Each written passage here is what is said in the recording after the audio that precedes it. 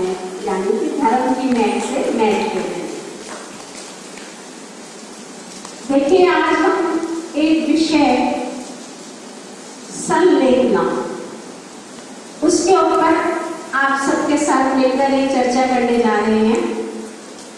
मैं जानती हूँ कि संलेखना हम नहीं करा सकते, क्योंकि हम तो गृहस्थी हैं।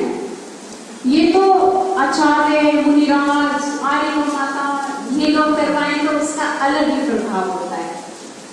लेकिन ये संभव भी नहीं है कि हमारे शहर में उस समय जो है किसी व्यक्ति का अंतिम समय है तो कोई मुनिराज या माता जी या कोई जो है आचार्य जी वहां पर उपस्थित हो। आसपास भी हो सकते हैं, आप वहां भी ले जा सकते हैं, कोई भाग हो कई शहर में किसी उसमें, लेकिन ये भी संभव नहीं है, क्योंकि एक तो उस जीव का पुण्य का उदय होता है, उसको ये सब प्राप्त होता है जिस जीव का, और दूसरा ये भी संभव नहीं है कि घर वाले तैयार हो जाए। सबसे बड़ी दिक्कत तो आती है हम लोगों के साथ कि घर के लोग जो होते हैं वो इस बात के लिए 90% तैयार नहीं होते, लेकिन हम सबको वो जो ले जाए और उसकी संलेखना करवा दें। लेकिन अगर ये सब उस जीव को नहीं मिल रहा है तो लेकिन हमें फिर भी हिम्मत तो नहीं हारनी चाहिए ना। हम उसके भावों को धर्म में बना सकते हैं, त्याग में बना सकते हैं, उसके अंदर समता परिणाम जागृत कर सकते हैं। कैसे? उसे हम संबो नहीं सकते हैं, और उसको जो है त्याग कराएंगे तो उससे उसके क्या होगा कि उसका जो है जीवन त्याग में हो जाएगा, और इससे निश्चित ये तो बिल्कुल 100% पक्का है कि उससे उस जीव का कल्याण होगा ही होगा, निम्न पतन नहीं होगा, ऊर्ध्वगमन ही होगा, यदि उसने पहले आयु कर्म का बंध नहीं कर रखा है। अगर किसी जीव ने पहले आयु कर्म का बंध कर लिया और उसने कहीं मायाचारी के परिणाम में प्रियजगति का बंध कर लिया, तो मतलब प्रियजगति तो पाएगा ही पाएगा, उसको हम नहीं रोक सकते। लेकिन जैसे आपने राजा श्रेणी का देखा, 7वें नरक की आयु का बंध करा, पहले नरक में चला गया, फिर का व्यक्ति का बंध कर लिया, लेकिन वो जो है प्रियजगति तो पाएगा। लेकिन एक कुत्ता तो है ऐसी गाड़ी में घूमता है मंदिर के पास, रस्ते में मंदिर जी की वो सुनता रहता है, एक सड़कों पे उसके खून निकल रहे हैं, खाने को मिल रहा है, पीने को मिल रहा है, प्यासा भूखा तड़प रहा है, इतना तो फर्क हो ही सकता है ना। और फिर अगले पग में वो जो है उसका अपने परिणाम इतने विशुद्ध करके जो है नहीं भी जा सकता है। हाँ हाँ, सभी हाँ, ये तो अगर मान लीजिए इतने सारे कबूतर हैं, सभी मंदिर जी में क्यों नहीं रहते? उनका तो कुछ पूर्व भाव का पुण्य का वो तो हो गए ना, तो जो वो है इस तरह का जो है उसका वो हो रहा है कि कानों में हर समय गलत वर्ड्स पढ़ रहे हैं, और एक जो है ऐसी जगह पर है, धर्म की जगह पर, जहाँ पर उसके कानों में नमो तो आयुर्वेद जिनवाणी, और वो अब देखो वो हमारे शास्त्रों में कथन आता है कि वो जो है देवता उन्होंने जो है वो आहार देखा तो उन्होंने देखो कितना पुण्य का बन करा। तो ये तो प्रत्येक जीव का अपना पुण्य और पाप का उदय सबके साथ लगा रहता है। अगर मैंने कहा था कि जो है अगर वो जो है उसने आयु कर्म का बंध नहीं करा, आयु कर्म का बंध आपको पता है, मैं पहले शायद बता भी चुकी हूँ कि हमारे जीवन में 8 बार ऐसे अवसर आते हैं जब हमारा अगली आयु का बंध होता है। उस समय हमें तो ये नहीं पता कि हमारी कितनी आयु है, हमारी 50 साल भी हो सकती है, 60 भी होती है, 70, 80, 90 कितनी भी हो सकती है, 110 तक के भी लोग होते हैं आज देखने में आते हैं, तो इसका तो कोई वो नहीं। लेकिन हमें जो हम लोग ना जो बैठे हुए हैं ना, हम सब जो है इस एज में है जिसमें हमारा हर पल जो अगली आयु को बंद हो रहा है। उसमें जब जैसे हमारे 90 साल की आयु है सपोज, और उसके जो है 3 पार्ट करें तो कितने हो गए? 3, 60, 90 है, 30 के हो गए 3 पार्ट, उसमें से 2 पार्ट चले गए, यानी कि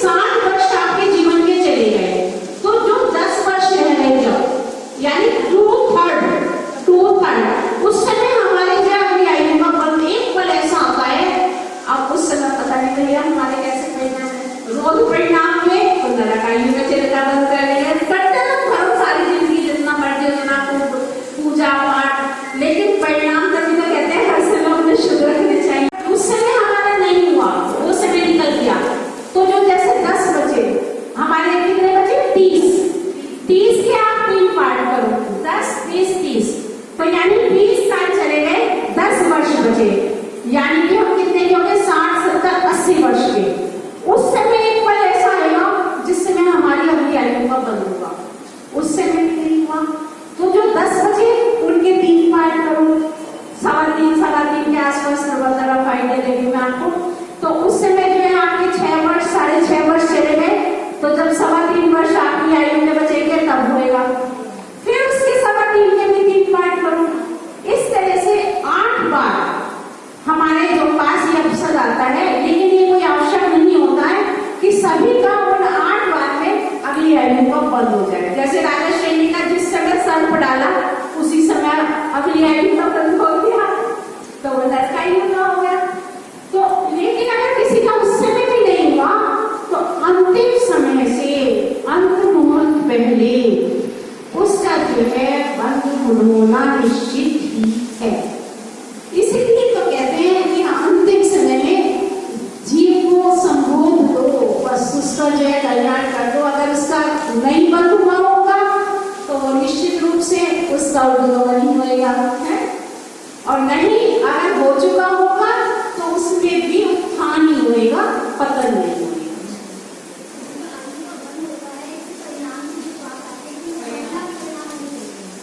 जिस समय हमारा आयु का बंद हो रहा है, अब जैसे सपोज मेरा इसी समय हो गया, मुझे नहीं पता है, तो मेरा जो है निश्चित रूप से जिस समय मेरे परिणाम संलेखन में उसमें सबके कल्याण के वो है, तो मेरा जो है या मैं भगवान की भक्ति कर रही हूँ उस समय हो गया, या मैंने जो है मायाचारी कर रही हूँ, झूठ बोल रही हूँ मैं, तो अब आप खुद समझ लो उस समय बंद हो गया। मैं किसी के ऊपर बहुत गुस्सा कर रही हूँ, रिक्शा वाले के ऊपर, नौकर के ऊपर चीख चीख के जा रही हूँ, सब मारने को तैयार हो रही हूँ, तो वो तो परिणाम हो गए, जगह का भी बंद हो गया। ये तो इंटरेस्टिंग है, हमारे भाग कभी शुभ कभी अशुभ ये सब चलते रहते हैं, पर लेकिन हमें प्रयास नहीं करना है और इस समय ही शेष पे आके जैसे अभी बताया कि 8 बार शुरू है, तो चलो आपकी 54 साल की उसकी चली गई, पर उसके बाद कितनी जल्दी जल्दी 1 साल बाद, 6 महीने बाद, 2 महीने बाद हमारे वो शरण आने वाले हैं। उसमें हमें सचेत होने की ज्यादा आवश्यकता है। अच्छा देखो मेरी बात सुनो, तो हमें उसको कैसे संबोधना है। सबसे पहले तो हम उसे नमोकार मंत्र सुनाएंगे। नमो अरिहंताणं, नमो सिद्धाणं, नमो ऐर्याणं, नमो अज्ञायाणं, नमो योगी सर्वेषां। बोलो पंचपरमेश्वरी भगवान की जय। फिर उनसे कहो अम्मा जी, और जैसे अम्मा जी हैं, आप सुन रही हो मुझे? नमोकार मंत्र सुना आपने? क्या हुआ? आपके शरीर में कष्ट हो रहा है? अरे अम्मा जी होने दो, इस शरीर में जब थोड़ा बहुत कष्ट हो रहा है, शरीर को ही तो हो रहा है, आपकी आत्मा तो थोड़ी हो रहा है। आपके अंदर आत्मा तो बैठी हुई आपको देख रही है। अरे अम्मा जी आपने तो पढ़ा है, आपने भी धर्मात्मा हो, कैसे कैसे हमारे मुनि राजों पर उत्सव हुए हैं, उनको जो है पांडव मुनि राज को लोहे के गरम गरम आभूषण पहनाए गए, फिर भी उन्होंने अपना संकल्प परिणाम नहीं छोड़ा। उनके गज कुमार के सिर पर जलती हुई सिकड़ी रखी, लेकिन फिर भी श्याम नहीं खा रही है, शेर खा रहा है, लेकिन उन्होंने अपने संकल्प परिणाम को नहीं छोड़ा, तो उन्होंने अपना कल्याण कर लिया। आपके ऊपर ऐसे कोई उपसर्ग भी नहीं हो रहा है, जरा सा शरीर को तो कष्ट हो रहा है, इस पे ध्यान मत दो, अपने परिणामों को विकृत मत करो, आपको तो उनको करना है।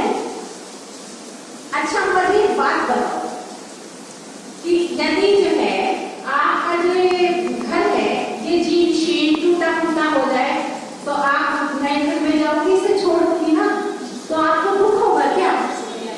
नहीं होगा ना। तो ऐसे शरीर में अभी जीर्ण शीर्ण हो गया, न मंदिर जा सकती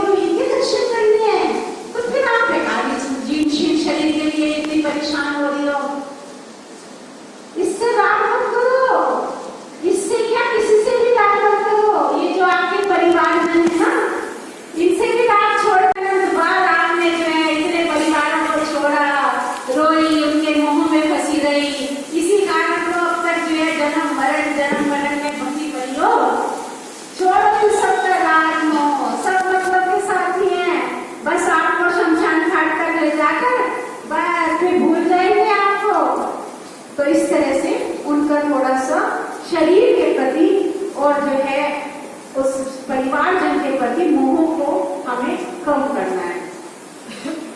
अब उनसे कहो कि अम्बा जी आप चलो एक बात तो बताओ, अगर आप किसी से ऐसे कहोगे ना कि तुम्हारी व्रत धारण कर लो, वो पहले ही भूला जाएगा।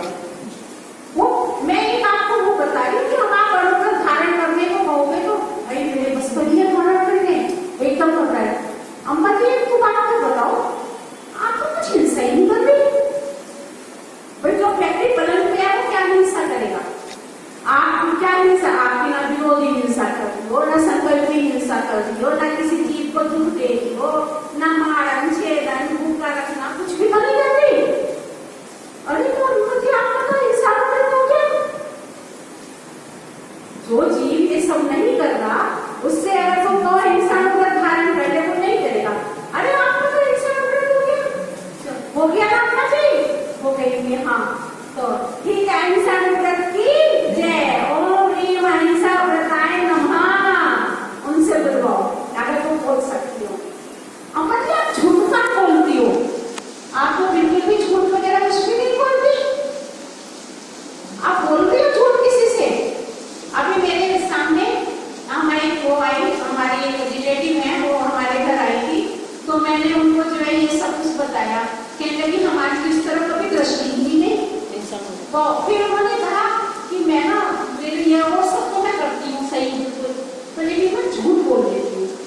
जैसे वो बच्चों को मेरे पास छोड़ के गई तो मैं कह रही वो मुझे तंग नहीं करते, चुपचाप पड़े रहते हैं। फिर मैं कहती हूँ आज उसने बहुत तंग करा अपनी महत्ता दिखाने के लिए ना, इस तरह के वो छोटे छोटे झूठ बोलने की मुझे आदत पड़ती। तो मैंने कहा कि जब तक आपने झूठ बोलना नहीं छोड़ोगी तब तक आपको तो फिर तो आप क्या मतलब ही बन नहीं सकती। तो बोली मैंने तो कभी इस तरफ दृष्टि भी नहीं डाली, आज पहली बार मेरे मन में विचार आया और मैं दोनों इसको सब जिस दिन मैं ये सब छोड़ दूंगी ना, झूठ बोलने की अपनी आदत और फालतू के झूठ बोलती हूँ। उन्होंने खुद कहा अपने मुझसे कि मैं जो झूठ बोलती हूँ फालतू के झूठ बोलती हूँ, जिनकी कोई आवश्यकता भी नहीं होगी। तो इस तरह से बोले अम्मा जी आप कोई झूठ बोल रही हो, वो करेंगी नहीं, तो इशारा करेंगी या तो नहीं भी करेंगी, तो उनसे कहो तो आपको सत्यानुव्रत हो गया, बोलो सत्यानुव्रत की जय अम्मा जी। फिर उसके बाद उनसे कहो आप चोरी वोरी तो नहीं करती ना, किसी की रखी हुई कोई चीज उठा लेती हो या करती हो, बिना पूछे ले लेती हो, तो आपका तो चोरियानुव्रत भी हो गया ना आपका चोरियानुव्रत। वो अपने आप गर्दन हिला के कहेंगे हाँ मेरा चोरियानुव्रत भी हो गया, तो फिर उसका चोरियानुव्रत की जय। फिर कहो कि आप तो ब्रह्मचर्य से रहती हो, ब्रह्मचर्यानुव्रत तो आपका है भाई। अगर कोई व्यक्ति बीमार नहीं है तो हम उससे कहेंगे अनुव्रत, ब्रह्मचर्यानुव्रत में बहुत लोगों को जैसे नहीं भी पता होगा, अपने पति अपनी पत्नी को छोड़कर अन्य के साथ जो है आपको जो सब त्याग कर देता है, पूर्ण का ब्रह्मचर्य दे देता है, वो तो महाव्रती वाला बात होगी।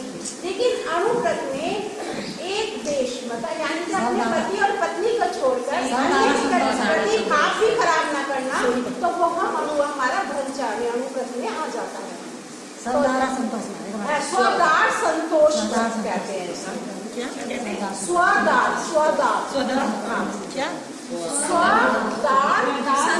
व्रत, तो जो है हमारा वो वाला व्रत भी हो गया। अब आ गया परिग्रह परिमाण व्रत की बात। अम्मा जी अब आपको परिग्रह का तो देखो अपना कल्याण करना है तो आपको त्याग करना ही करना है।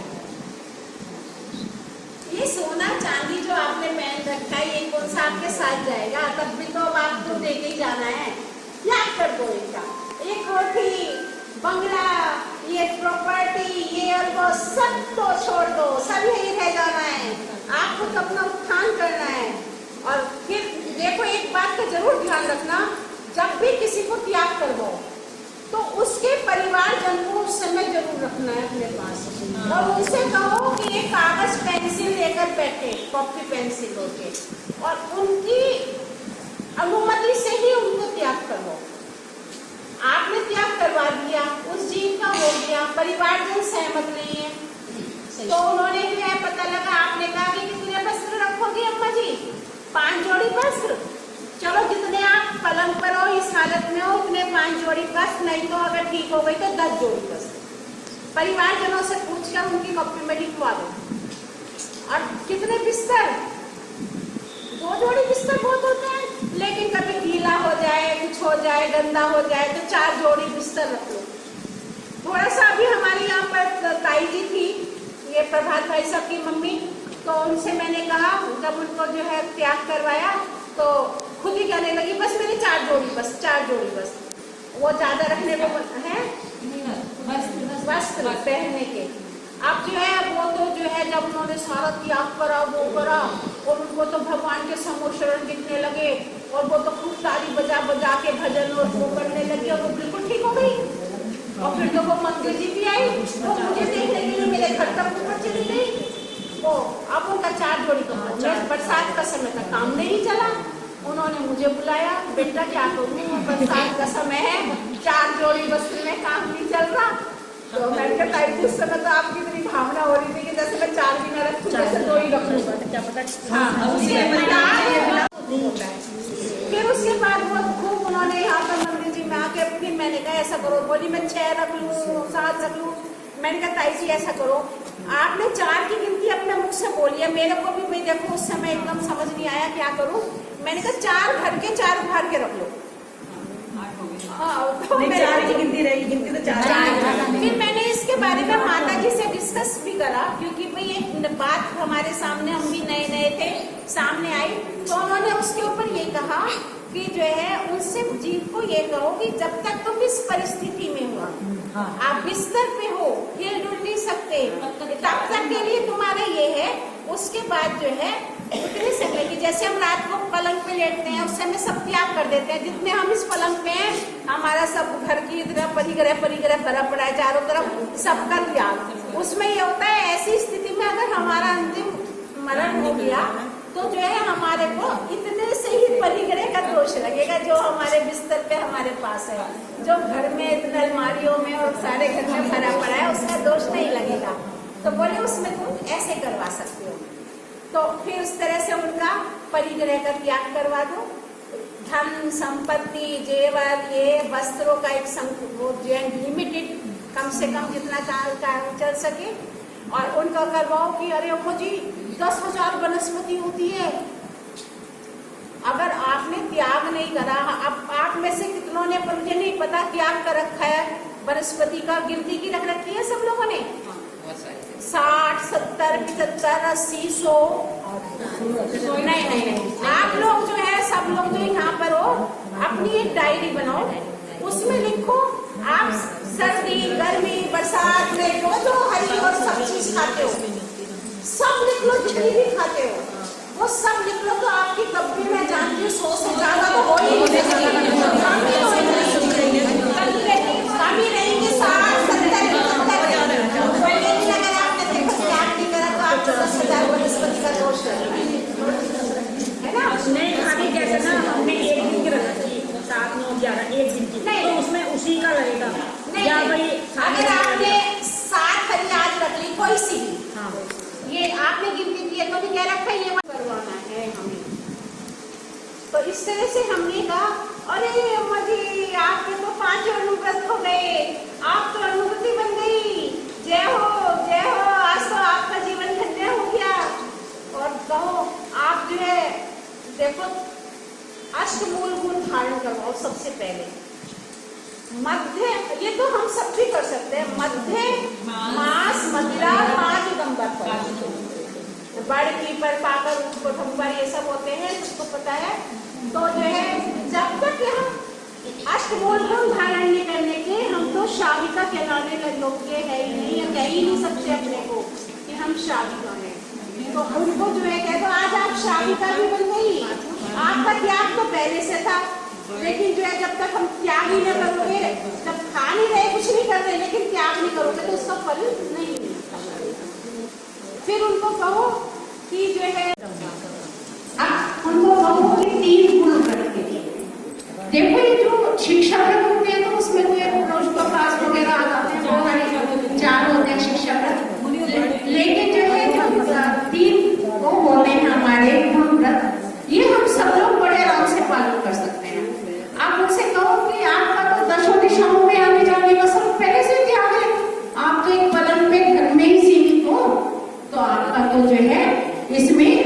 व्रत हो गया। दिग व्रत, दिग व्रत का होता है कि अब जैसे हमने दिग व्रत पे दूर तक का वो त्याग कर दिया, हमने जैसे फॉरेन कंट्रीज का उसका त्याग कर दिया कि हम नहीं जाएंगे, नहीं तो वहां जहां जहां असंख्यात पाप हो रही है आपको सब जगह का दोष लगता है। अब इसलिए कहते हैं रात को सोने से पहले या जाने से पहले, मतलब जैसे आप अपने घर में हो, अपने घर के बाहर का त्याग कर दो। चारों तरफ कितने भी जो कुछ पाप हो रहे हैं वो है, उसका हमें कोई दोष नहीं लगेगा जब तक हमने त्याग नहीं करा ना, इतने हमें सब दोष लगते रहेंगे। फिर आ जाता है देशव्रत। वो देशव्रत के अंदर ये होता है कि जैसे कि हम ये कह देते हैं कि हमने घर से हमने कोई सामान के बाहर का तो त्याग कर दिया, लेकिन जो हमने यहाँ पे बड़तले के मंदिर तक की सीमा रखी, या हमने सुबह की सीमा रखी, शाम की नहीं रखी, इस तरह का हो जाता है। लेकिन उनका तो सब त्याग है, उनका तो देश में कटना भी हो गया जब वो कमरे से है, उसमें तो हम बड़े रूप में त्याग करते हैं दिग व्रत में, तो कि जैसे हम जो है भाई इंडिया से बाहर नहीं जाएंगे या जो है सामलपुर से बाहर नहीं जाएंगे। अब इसमें हम कर सकते हैं, इन्होंने कैसे काली कॉलोनी से जैन बाग और बड़तला तक ही जाऊंगी हाँ, उससे आगे तक का त्याग है। तो उसमें हम एक सीमा रख लेते हैं, एक समय की भी और उसकी भी। उसमें समय, घड़ी, घंटा, दिन, महीना और कहाँ तक जाएंगे ये सब भी हम उसमें हम एक बात का जरूर ध्यान रखें। जैसे हमने जो है, चलो उस व्रती के लिए नहीं कह रही, मैं आप लोगों के लिए भी जनरल बात अपने लिए भी कह रही हूँ कि अब मान लीजिए हमने आज त्याग कर दिया कि मैं तो आज सारनपुर से बाहर नहीं जाऊंगी। अचानक चलो मेरे मायके से खबर आ गई कि मेरी मम्मी या पापा की तबीयत खराब है, तो फिर तो तुम नहीं रुक सकते। उसमें अपवाद स्थिति की छूट, अपवाद स्थिति की छूट रख लेते हैं कि मानो कोई बीमारी है, दुख संदेश है या प्रतिकूल स्थिति है, तो उसमें अगर आप ये रख लेते हो तो फिर वैसे आपको नहीं जाना, आपको पूरा लग रहा है। अपवाद स्थिति कितनी आ गई है, कोई 2-4 साल में एक बार कोई ऐसी स्थिति खड़ी हो जाती है, पर त्याग तो रोज करोगे तो उसका फल तो मिलेगा। लेकिन धार्मिक स्थिति जो आ सकती है ना, हमारे आसपास में कहीं महाराज जी की कितनी समाधि हो, वहाँ पे बस जा रही हमें जाना है, उसको भी उसके धर्म के उसमें आएगा, वो धार्मिक हो गया ना, हाँ धर्म की स्थिति होती है। धर्म के मान लो कोई महाराज जी है, उनकी संलेपना का खबर आ गई एकदम से, आप एकदम से वही कौन रुकेगा, कोई भी नहीं रुकेगा। अनर्थ दंड व्रत, अनर्थ दंड व्रत ये हम सब लोग पालन कर सकते हैं। अनर्थ दंड व्रत गुरु व्रत है ये, इसमें हमें पाप जनक निष्प्रयोजन का है, जो पाप से भरे हुए होते हैं, निष्प्रयोजन जिनका कोई प्रयोजन नहीं है उनको करने का। पापोपदेश, उनसे कहो जी आप किसी को पापोपदेश दे रही हो क्या? कितने जने वैसे होंगे आपको किसी को पापोपदेश देगा, कोई नहीं देगा, है ना। अच्छा, और एक हो गया इसमें अपध्यान, किसी की पराजय की और निर्वचन कहना, ये करना, अपध्यान, बुरा ध्यान, अपध्यान। राग द्वेष उत्पन्न करने वाली दुश्रुति, यानी दू माने बुरी, श्रुति माने सुनने वाली, कि जो राग द्वेष उत्पन्न करने वाली है, शृंगार रूप कथाएं हैं। अभी मैं आपको बताऊं, हमारी कपड़े वाली रेणु मामी जी थी, तो सब लोगों को एक तो सबसे बड़ी बात अपने मन में ये रखो, अगर उस व्यक्ति ने जो मरनासा है या बीमार है, वैसे तो अपने में सभी को होना चाहिए, वो आपको कोई बात बताए, आप उसके पास जाके बैठ रहे हो, उसके परिवारजन वगैरह से वो सब मत बताओ, है ना। हो सकता है उसने अपना मन हल्का करने के लिए उसके लिए आपसे कुछ कह रहे हो। अब देखो रेणु मामी दी थी, यहाँ पे सभी लोग उनके चहेते थे, लेकिन जब उनकी तबीयत खराब हुई तो उन्होंने कहा रेणु मैं जो हूँ ना बेचारी कह के नहीं मरना चाहती, और मैं किसी को नहीं बताना चाहती, बस तुमको बताना चाहती हूँ, तुम किसी से जिक्र मत करना। अब रजनी भाभी जी और वो सारी की सारी मेरे इतने पीछे पड़ी रही कि जो है तुझे तो जरूर पता होगा, मैं नहीं, मुझे पता, बस यही पता है तबीयत खराब है। हाँ, मैंने कुछ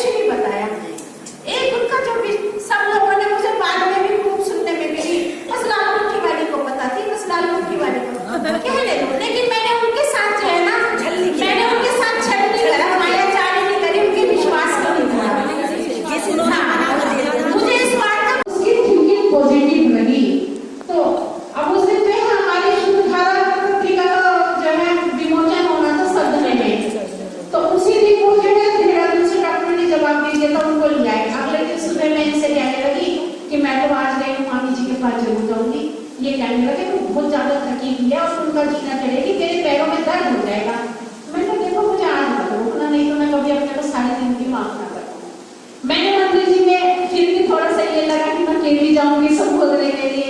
सचिन भैया थे, उनसे कहा, बोले भाई जी आज तो नहीं जा पाऊंगा, पर लेकिन मैंने दृढ़ निश्चय कर लिया कि मुझे तो जाना ही जाना है, और मैं पहुंच गई। और देखो उनका, मैं नहीं समझती कि मैंने कोई उन पर उपकार करा है, उस जीव का उनका अपना पुण्य था। उस दिन जो है वो इतनी सचेत अवस्था में थी, सबसे पहले तो अपने बेटे से कह रही भाभी के पैर के नीचे ना स्टूल रख ले, इसके पैर में दर्द हो जाएगा। हाँ, देखो जरा इतना और फिर जब मैंने उनको सब बातें व्रत और ये दिन सब त्याग करवाए, वो करवाए, तो मामा जी से कहने लगी कि सुनो आप ना जरा ध्यान से सुनते रहना, कभी कोई मेरा जो है नियम जो है ना गलत मैं छोड़ जा। अब ये दूसरी मैंने जो कहा इसमें था श्रृंगार रस की कथा, तो इसके ऊपर उन्होंने देखो उनका माइंड की प्रेजेंस, उन्होंने तुरंत ये कहा कि वैसे तो मैं कोई श्रृंगार रस की कथा वगैरह सुनती नहीं, लेकिन अगर टीवी चल रहा हो और उसमें कोई इस तरह की कथा आ रही है तो वो तो कानों में पड़ी जाती है फिर। तो मैंने कहा ठीक है, उसमें हर एक चीज का संशोधन होता है ना। मैंने उनसे तुरंत कहा कि कोई बात नहीं, आपने खुद तो नहीं सुन रही ना, वो तो आपके कानों में कहीं से भी कुछ भी आ सकता है, अगर आप खुद उसको सुन रही हो, पढ़ रही हो, तब आपको दोष लगेगा। आपने खोला हो, आपने चलाया हो, हाँ, तो जो है इस बात के ऊपर लगा। फिर जो है ब्रह्मचर्य, एक आ जाता है इसमें अनंत दंडवत में ब्रह्मचर्य। उसमें क्या होता है कि आप जो है फालतू में अगर कुछ खुला छोड़ दिया, पानी चलाने लग रहे हो, पेड़ जमीन पे बैठे हो, जमीन खोदनी शुरू कर दी, पेड़ पौधों को उखाड़ना तोड़ना शुरू कर दिया। मैंने कहा आप तो ये सब नहीं कर रही, तो आपका तो ये भी हो गया, आपको तो तीनों गुण पर धारण कर लिया आपने। वो भी हाँ, ऐसे अम्मा जी से कहो कि अम्मा जी आपके तो ये भी हो गए, तो वो जो है अपने आप में उनको तसल्ली लगेगी कि हाँ मतलब कितने सरल हैं जो व्यक्ति। चलो हम तो फिर भी थोड़ा बहुत पानी चला रहे हैं, सब कुछ कर रहे हैं, लेकिन हम लोग भी जो ये इस तरह की हिंसा, आरंभिक हिंसा होती है, जो अनुमति होता है, वो उसका जो है उसको त्याग नहीं होता है। संकल्प और विरोधी हिंसा का, तो संकल्प हिंसा का मेन उसका त्याग होता है ना। हाँ, विसंकल्प मैं इसको मारूं कर देते हैं, तो इस तरह से जो है, तो इस तरह का जो है संकल्प की हिंसा के ग्रस्ती त्यागी होते हैं। तो हम सब लोग अनुव्रती हैं। मैंने तो जब इसको ध्यान से पढ़ा तो मैंने तो अपनी डायरी में लिख लिया कि मेरे तो ये अनुव्रती हो।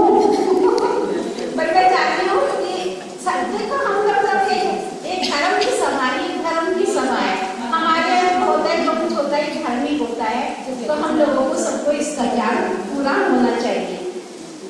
अब उससे सबसे पहली जरूरी बात क्या करवानी है हमें, उसका त्याग तो हो गया, अब उससे कहो कि क्षमा। सबसे ज्यादा आवश्यक चीज है, उससे कहो कि अम्मा जी बस आज तो सबको क्षमा कर दो, सबसे क्षमा मांग लो। अगर आपके मन में किसी के प्रति भी जरा से भी कुछ परिणाम गलत है, तो उससे आज दिल से अंतरंग से क्षमा मांग लो। अगर उस जीव को बुला सकते हो तो बुला के उसके सामने क्षमा धारण करवा लो।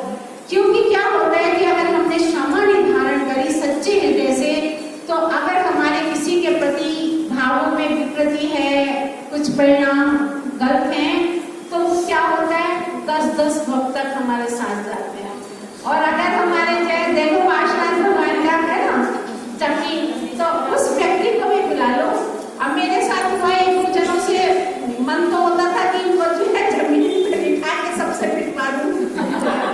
देखो सच्ची बात बता रही हूँ, लेकिन नहीं, मैंने उन लोगों को स्वयं फोन करके क्षमामणि वाले दिन क्षमा मांगी। कोई दोष नहीं था, लेकिन अरे गाय को ये गैर भाव अपने साथ लेके जाना, किस लिए लेके जाना, किसके लिए लेके जाना, सब नहीं रह जाना है, जो जाना है अपने ये परिणामी अपने साथ जाना। तो इसलिए अगर किसी से भी आप लोगों का जरा से भी राग द्वेष रूप परिणाम है, गलत भाव है, तो उनसे क्षमा मांगो और उस अम्मा जी से कहो कि बस अम्मा जी आज तो सबको क्षमा कर दो।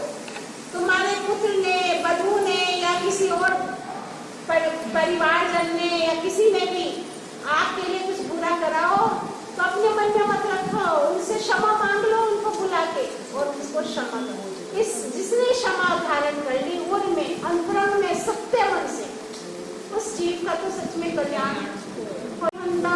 नमो सिद्धाणम। आप तो ये सोचो मेरा तो असली घर सिद्धालय है, मुझे तो सिद्धों के पास जाके बैठना है। ये जो है मुझे ये जन्म मरण के चक्कर में नहीं पड़ना। देखो ये तो सत्य है, जिस जीव का जन्म हुआ है उसका मरण होना है, इसको तो हमें स्वीकार करना पड़ेगा। हो सकता है आज मैं आपके सामने बोल रही हूँ, मैं तो सोच रही हूँ मैं तो अभी बहुत वर्ष जीऊंगी, और कल को पता लगा अरे कल तो भाभी जी इतनी अच्छी बोल रही थी, आज क्या हो गया इनको, ये कहाँ गई। इसलिए हमें अगले पल का कुछ नहीं पता, किसी को भी नहीं पता।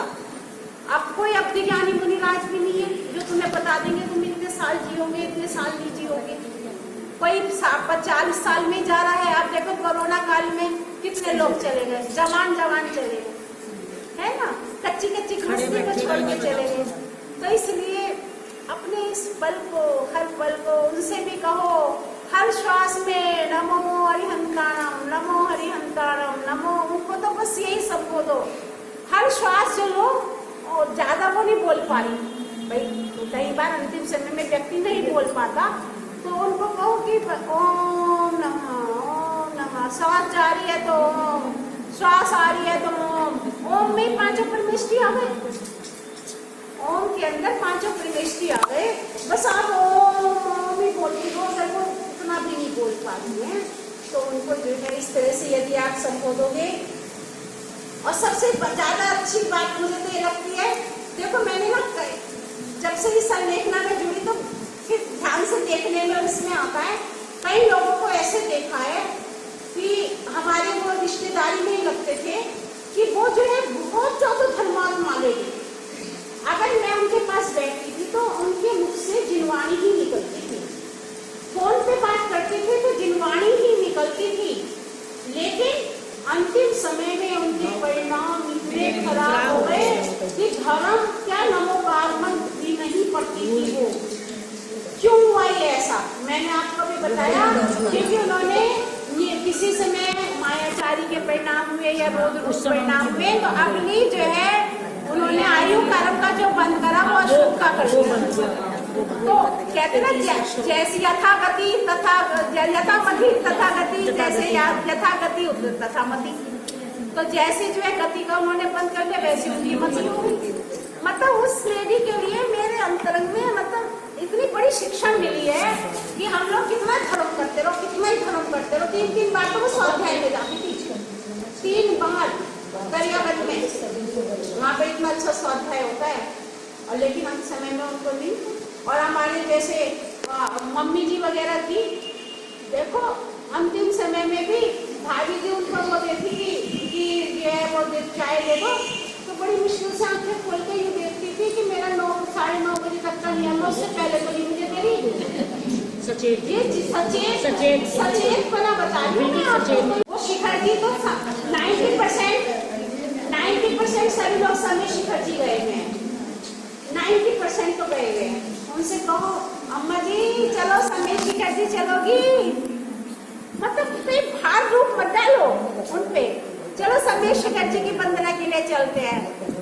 अम्मा जी देखो गणधर कूट आ गई, यहाँ के दर्शन करो, और कुंथनाथ भगवान की टोक आ गई, बोलो कुंथनाथ भगवान की जय। और चलो अम्मा जी नवीनाथ भगवान के चरणों में पहुँचते हैं, बोलो नवीनाथ भगवान की जय। चलो अम्मा जी हरेनाथ भगवान के चरणों में चलते हैं, मल्लीनाथ भगवान के चरणों में चलते हैं, बोलो मल्लीनाथ भगवान की जय। श्रेयांसनाथ, एक एक करके श्रेयांसनाथ भगवान की जय। देखो अम्मा जी ऊपर पुष्पदंत भगवान है, श्वेत चरण है उनके, उनका वंदन करो। हे भगवान जैसे तुम मोक्ष गए ऐसे मैं भी मोक्ष जाऊं, ये भावना भाव। बोलो पुष्पदंत भगवान की जय। चलो पद्म प्रभु भगवान के पास चलते हैं, पद्म प्रभु भगवान, इस तरह से करके मुनि सुब्रतनाथ। अरे देखो वो हमारी ललित कूट आ रही है, चंदा प्रभु भगवान कितनी दूर जाके बैठे हैं, चलो वहां तक पहुंचते हैं, चंद्र प्रभु भगवान की जाप करते करते पहुंचेंगे वहां तक। इस तरह से करके उनके परिणामों को, जहाँ पे आप जो संभवनाथ भगवान के श्वेत चरण है, तो ये बताओ अजितनाथ भगवान के श्वेत चरण है, नेमिनाथ भगवान के 3 चरण है, वासुपूज्य भगवान के 5 चरण है, तो उनको, ताकि उनको याद आ जाए ये सब बात ना। चलो पार्श्वनाथ भगवान के ऊपर पहुंचते हैं, गुफा में जहाँ पर उन्होंने ध्यान कराया, चलो आज सब उस पार्श्वनाथ भगवान के चरणों में समर्पित हो जाते हैं, यहीं से हमारा कल्याण होगा। इस तरह से करके अगर हम उनको करवाएंगे, उनके भाव भी लगेंगे उसमें, लेकिन अपना एक सरल तरीके से करवाओ कि वो जो है, क्योंकि उस समय जीव इतना दुख में होता है, वो जिसको वेदना हो रही होती है शरीर की, तो उसके परिणामों को संभालना थोड़ा सा मुश्किल है। इसलिए ना हमारी ये शिल्पा की शासन उसमें ये हमारी जिनवाणी महान औषधि का कार्य करती है। उस व्यक्ति की पीड़ा को जो है दूर करने के लिए थोड़े थोड़े एग्जाम्पल्स देते रहो उन्हें, तो इस तरह से जो है हम उसको संबोधेंगे। तो जो है और किसी को कोई बात कहनी हो, तीन चरण कौन सी डॉक्टर बताए? तीन चरण